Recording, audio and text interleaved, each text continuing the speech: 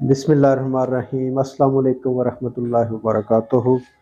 جی viewers, کیسے ہیں آپ؟ ٹھیک ہیں؟ ویلکم کرتے ہیں جی آپ کو فاسٹ نیوز چینل پہ اور اسکالر انسٹیٹیوٹ آف ٹیکنالوجی کے شعبہ بیوٹیشن میں۔ آج کا جو ہمارا موضوع ہے وہ ہے جی ہیئر سے ریلیٹڈ کہ ہیئر کیراٹین اور ہیئر ٹریٹمنٹ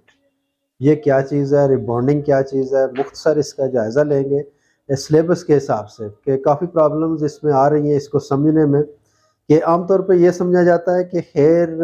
ریبانڈنگ یا کیراٹین کا مطلب یہ ہوتا ہے کہ بالوں کو 100% سیدھا کر دینا، جبکہ ایسا نہیں ہے۔ ہم جب سلیبس میں اس کو پڑھتے ہیں، سرچ کرتے ہیں، دیکھتے ہیں تو ہمیں پتہ چلتا ہے کہ کیراٹین ٹریٹمنٹ ایک اور چیز ہے اور ہیئر ریبانڈنگ کیراٹین ایک اور چیز ہے۔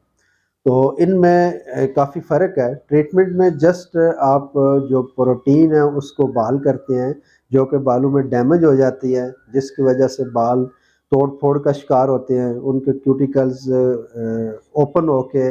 جڑ جاتے ہیں، خراب ہو جاتے ہیں، بال 2 شاخیں 4 شاخیں ہو جاتے ہیں۔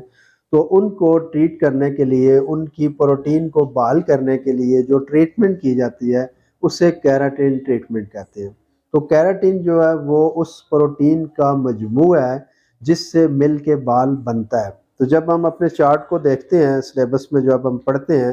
تو اس میں جب ہم کیمسٹری دیکھتے ہیں، بالوں کی کیمسٹری، تو ہمیں نظر آتا ہے کہ جو اجزاء ہیں وہ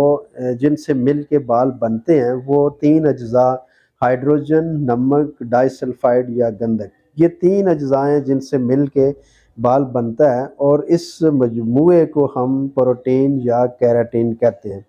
تو جب یہ ڈیمیج ہو جاتی ہے تو اس کو ریپیئر کرنے کے لیے جو میٹیریل، جو کیمیکل ہم یوز کرتے ہیں اور اس سارے عمل کو ہم کہتے ہیں کیراٹین ٹریٹمنٹ۔ جبکہ جو ریبانڈنگ ہے، جو بالوں کو سیدھا کرنے کا عمل ہے، وہ یہ ہوتا ہے کہ ہم جو بونڈز ہوتے ہیں بالوں کے، ان بونڈز کو توڑ کے سیدھا کرتے ہیں، پھر ان کو فکس کرتے ہیں 100%، تو اس کو ریبانڈنگ سسٹم کہتے ہیں۔ تو یہ دونوں چیزیں الگ الگ ہیں، ریبانڈنگ سسٹم اور چیز ہے، کیراٹین ٹریٹمنٹ اور چیز ہے۔ تو مختلف کمپنیز نے جو کیمیکل ایجاد کیے ہیں، بنائے ہیں، اس میں انہوں نے ریبانڈنگ کیراٹین کا جو تھیم دی ہے کہ اس میں یہ 2 کام ہو جاتے ہیں، یعنی ایک تو بال ریپیئر ہو جاتے ہیں، دوسرا بال سیدھے ہو جاتے ہیں۔ تو اس میں یہ ہے کہ جب ہم سائنسی طریقے سے جب ہم پڑھتے ہیں تو یہ ہم بال کو 20 سے 25% یا 30% سیدھا کر سکتے ہیں، لیکن جب ہم بال کو 100% کیراٹین میں سیدھا کرنے کی کوشش کرتے ہیں تو بال ہمارے ڈیمیج ہو جاتے ہیں، اور اس ڈیمیج پن کو پھر ریپیئر کرنے کے لیے اور اس کو بحال کرنے کے لیے کیراٹین شیمپو، کیراٹین کنڈیشنر کا سہارا لیتے ہیں، جو کہ 100% ہماری جو یہ ریکوائرمنٹ ہے اس کو پورا نہیں کرتا۔ تو اس لیے جب بھی ہم کیراٹین ٹریٹمنٹ کرتے ہیں تو اس میں یہ ہونا چاہیے کہ ہمارے بال 100% سیدھے نہیں ہوں گے،